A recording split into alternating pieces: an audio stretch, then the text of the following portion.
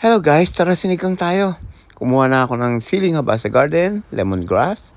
Kumuha na ako ng talbos ng kamote. Nagpakulo na ako ng tubig, ginulog ko na yung kamatis, sibuyas at saka yung tanglad.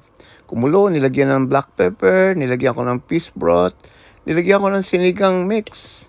And then, kumulo uli, nilagay ko na itong okra, nilagay ko na itong siling haba. Halo-halo ko lang para pumantay ang lasa. Pwede natin ilagay itong snapper. Then, lagay ko yung snapper. Ilang kulo lang para huwag ma-overcook. And then, okay na to.